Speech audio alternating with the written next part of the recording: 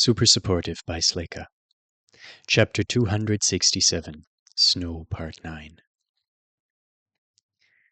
Most of the lights were off, and the rustling of the plastic and paper shopping bags Alden carried as he left his bedroom was the only sound in the apartment, so he expected to have the living area to himself on Friday morning.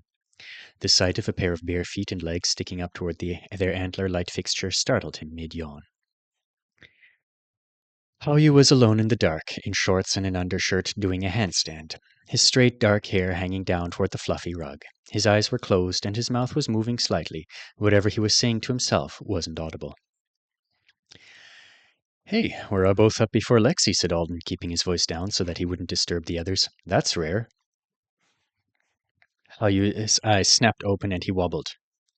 A text came in. "No talk, no push, certain number to say." The system translated half the mental text from Turkish. "Oops. I won't mess with you, man. I'm just going to drop this here. Do your thing." Alden set the bags on the kitchen table and headed to the bathroom. He took his time, but when he came out, Howyu was still inverted. Alden bet he hadn't slept. They'd all stayed up late together, arguing about Anesidoran social dynamics and playing a post-apocalyptic video game set in a universe in which most of humanity and several other intelligent species had been killed by pelican-headed creatures of unknown origin. Nobody had said they were intentionally keeping Howyu company, but even Lexi, who stuck to his routines pretty strictly, hadn't said he was tired of hunting pelican heads until Howyu himself had suggested that they stop for the night. The camaraderie had been a good way for Alden to mute his own thoughts after his calls with Stuart and Bo, too. But then, after going to bed, he'd had an old-fashioned bad dream about dropping that jade earring in some rubble and being unable to find it. Hawyu's feet thumped on the rug and he came toward Alden. "Sorry, I was doing something. It's ridiculous, but it was supposed to be for luck." "Weirder things have been done for luck." "It's nice of you to say so." "No, I've literally done things so weird that I'll never tell you about them." There was still a piece of bone stuffed in putty in one of his drawers. "Is this what you and Luke bought yesterday?" Howyu asked, watching Alden pull a mask with a warty nose and a bright yellow tongue out of a bag. "Yes, this is all the stuff for the gift basket I'm doing for our class this evening. Going to be a grab whatever you want situation, so if you see something here you'd like to have, go for it. I couldn't find an actual basket big enough yesterday. Going to wrap this big cardboard box in that paper there and pile everything up in it." Howyu picked up the roll of paper Alden had propped against the chair. "You found official superhero paper for Instructor Waker." "I did. It's funny, right? Whoever designed it must have felt like showing him fighting other people wasn't cute enough for gift wrap, so they've got him beating up those cacti. Look at the doodle of his little snake form picking needles out of his boot." "This'll give Jupiter ideas." Howyu set the roll back down. He commented on a few of the things that would be going into the gift basket, but fairly soon Alden found himself doing all the talking while Howyu spaced out, his eyes fixed on the kitchen nightlight like it was mesmerizing him. "Could you do decent handstands before you got your powers?" Alden asked, hoping to draw him away from his thoughts. "Mm-hmm," said Howyu. He was holding a bag of caramel popcorn from the pile of snacks Alden had bought, but he had forgotten about it after a couple of bites. "Let's all go to the reindeer selection finals later, since none of us have any exams then." "Mm-hmm." Alden dropped a couple of the Mood Beast toys into the box. "I got the wizard in the hospital dispensary to give me tons of illegal party potions, and I've spiked the snacks here with them. Should I give them out to everyone before gym or afterward for maximum effect?" "Mm-hmm." He's not hearing me at all. "Both then," Alden said. "MPE's going to be crazy tonight. I'll tell them it was your idea when they arrest us." How you blinked. "Wait, what did you say?" Alden smiled at him. "Don't worry about it. I was just joking with you and you missed it. You agreed to go to reindeer selection, though." "I did? What time was that again?" "It starts at 11:45. "Sure, it'll be fun. My mom's supposed to call around noon." Alden knew that. Howyu had mentioned the time last night. Alden almost asked if he'd rather hang out in the room and wait for the call, but instead he went with, "She might get to watch the winning reindeer team be chosen from another planet then. Probably a universal first." She'd think something like that was neat. "Hey, it's the last official day of Romelimas," said Alden before Howyu could be recaptured by the nightlight. "Any final traditions we need to complete?" "I did think of one after you guys went to bed last night," said Howyu. "Thanks for reminding me." "Is it good?" "It will be for 3 of us. When Lexi wakes up, I'm here," said Lexi, coming down the hall, his hair still tousled from bed. "We weren't loud," Alden said. "It wasn't anything to do with you two talking. Had a crazy dream and I couldn't go back to sleep." Me too, said Alden. Was it because of the pelican heads? Hallyu asked as Lexi headed toward the coffee maker. It was about Lute, Alden, Cone, and that candy pig. Cone was there? Alden asked. What were we doing? Planning something. Can't remember what you were all planning, but I remember that you shouldn't have been doing it. Well, that is a crazy dream, then. In real life, my plans would be righteous and brilliant. Make enough coffee for me, if you don't mind. Why wasn't I in the dream? Hallyu asked. Everyone was in the dream but me. It was a dream about them being stupid. Why do you want to be in there? You were there, too. I would be stupid with you all. Maybe I was the pig? Alden pointed at Hallyu. That pig took a punch from an avowed without being damaged, just like a Dura brute! So I was there! I'm glad. Me too. Lexi grumbled over the coffee filter. Since you're here, said Hallyu, we're going to do something to Lute. It's a tradition from the final morning of Bromelimas. Last bro to wake up must be pranked by the other bros. It's like punishment for not respecting the holiday enough to get out of bed, Alden said. That makes sense. Lexi thought about it for a few seconds. I like this tradition. That's unsurprising, since he's never the last one up. I think we should do something to his room, Hallyu said, like booby-trapping it with cups of water, or canned fish. We could open all the cans and hide them around the place, and he'd have to track down where the smell was coming from. Lexi looked like he'd caught a whiff already. Hallyu? It's not his fault. Alden rolled up a light blue and white scarf he'd bought from Mrs. Nancy. He tried not to let regrets about yesterday gain traction as he tucked it in with the other gifts. Hallyu was doing a handstand for too long, and it affected him. Hallyu, the fish can idea would reek. What if it permeated Lute's stuff? And we all live here. Then what about something that smells good? Why does it have to smell at all? Lexi asked. I've collected some lavender pouches from north of North. Alden positioned the masks on top of the mound of presents. I thought I could win against them, but they just keep coming. The last towel they gave me had 2 folded inside. I've got a collection too, said Hallyu. You made me feel bad for throwing them away. I did? I wasn't trying to. You kept talking about how strange it was to just trash a perfectly good sachet, and you asked if North of North was sending out high ranks to pillage lavender fields. Now I have to keep them so you don't think I'm wasteful. Why is Alden talking about people wasting things? He's using temper spheres as sling bullets. Those aren't wasted. They're my spell ingredients, so I should come to know them completely, right? In theory, I'm more likely to have one on me at all times than any other kind of rock. Also, I can make them invisible and then sling them at people. Or I can sling them at people and then make them invisible to create a tripping hazard. Just showing them to my opponent reminds them that an invisible one might be somewhere. I mimed throwing one once, and Vandy wasted a whole second blowing the floor so that she wouldn't step on it. That was a second in which I could have beaten Vandy, if I had been more competent. And they don't break that often. Are you sure you don't just think it's funny? Every young man dreams of wearing a belt pouch full of magic gear. Don't make fun of mine. He's right, said Hallyu. I want to carry around Tuyet's darts. We can't all be meisters with fancy weapons, Alden said. But just you wait for the day when alien roaches become a problem for us, and you'll be glad I've thoroughly trained myself with my spheres. Why would alien roaches be a problem? Lexi asked. And what does that have to do with your spheres? I'm preparing just in case. This apartment could be full of Jatontan pests one day, and then you'll see what I'm capable of. What is a Jatontan pest? Lexi inhaled sharply. Did you bring some kind of infestation back with you from one of your trips?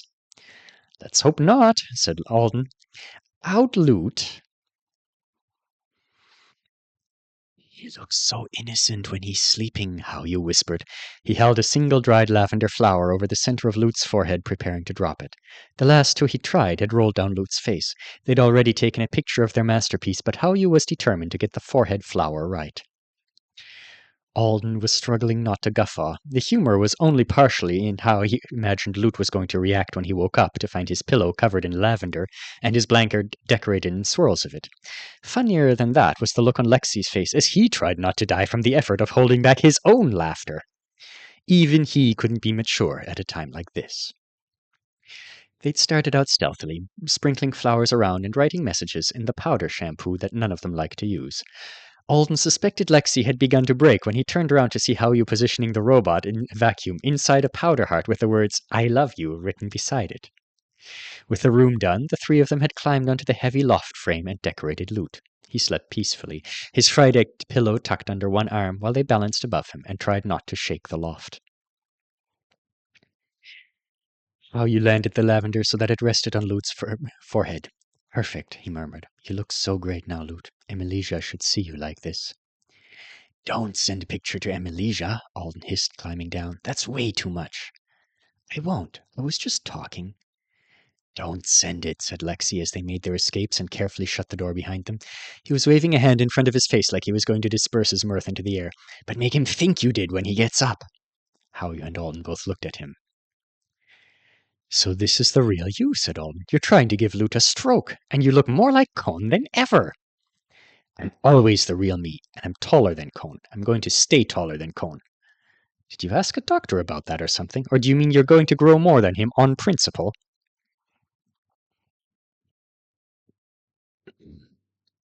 What the? Is this soap? What the hell? My harp! Which of you did this to me? Lute's yells finally came almost half an hour later. Waiting for them without waking him up had been hard. This stuff is all in my nose! It was Howyu, shouted Alden from his seat at the table. It was Alden, said Howyu and Lexi from theirs. They helped. In my nose! We didn't do anything to his harps, though, said Lexi.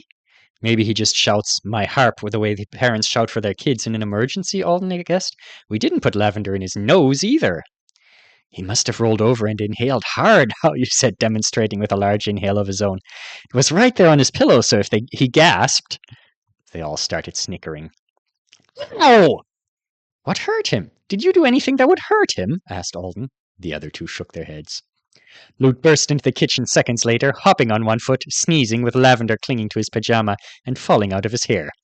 Stop my toe, he said, trying to glare. It wasn't a convincing expression when he sounded like he was on the verge of laughing too. You smell great, though, said Alden. Imagine if it had been fish. Happy Bromelimas, said Howyu. On the final day of Bromelimas, the last bro to rise must be pranked by the other bros. Lute swallowed and made a face. I think I ate some of it. The last bro to rise sometimes has his breath freshened by the other bros. The vacuum is in love with me? The vacuum? What's wrong with you guys? It's the natural progression of your relationship, Howyu told him. Say yes. To what? Lute asked. Is it proposing? Show him the pictures, said Alden. There better not be pictures. But Emilia liked the pictures, Lexi said with a smirk. Bromelimas tradition number 30-something, said Alden, walking between Lexi and Lute on the way to the uni side of campus for reindeer selection.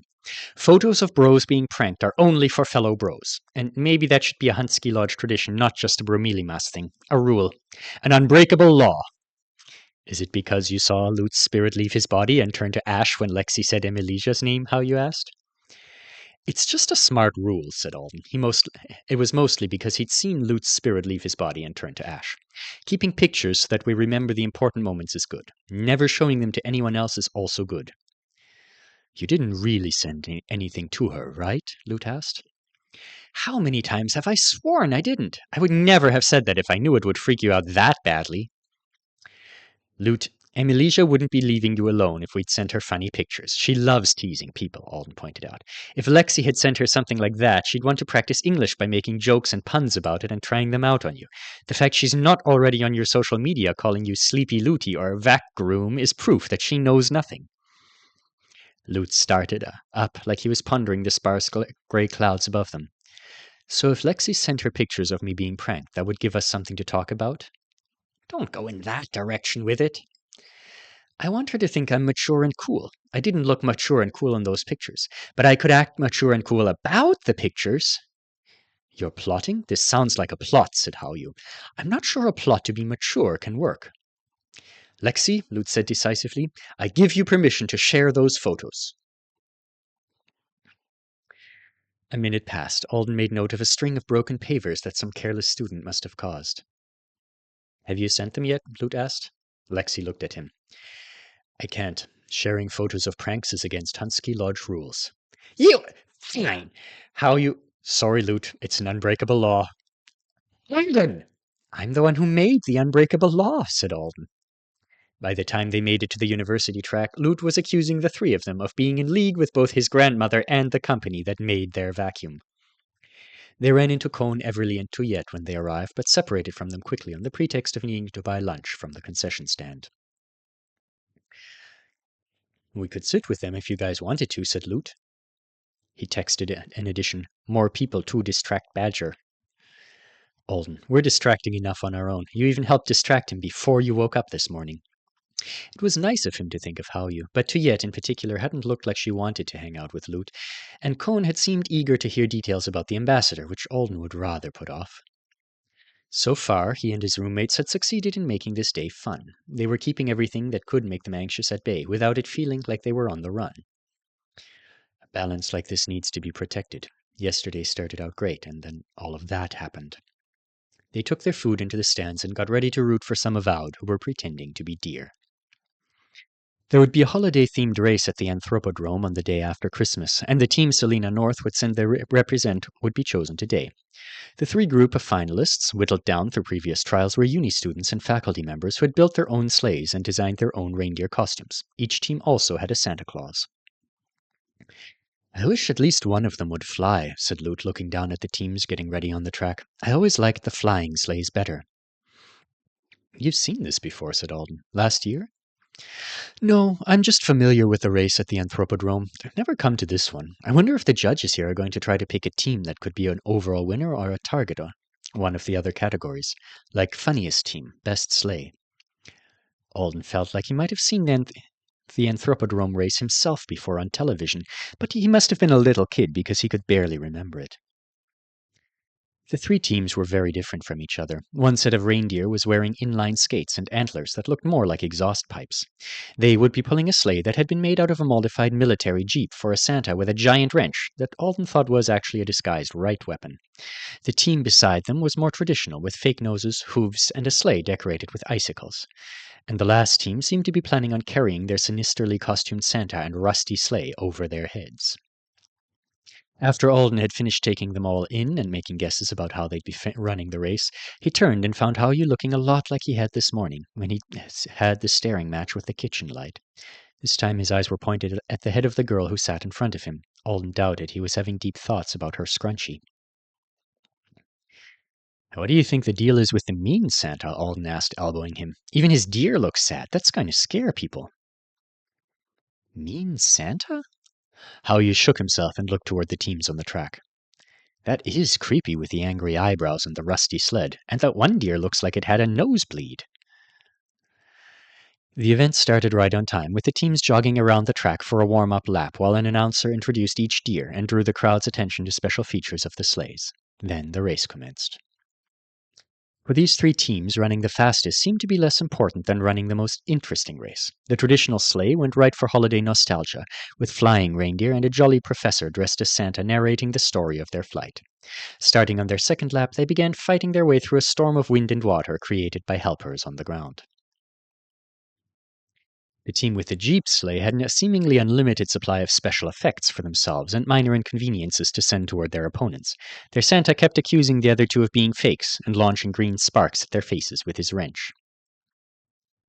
And the rusty sleigh situation was dark, with the evil Santa insulting his own deer and terrorizing them into running faster and faster, until one of them led the others in a rebellion.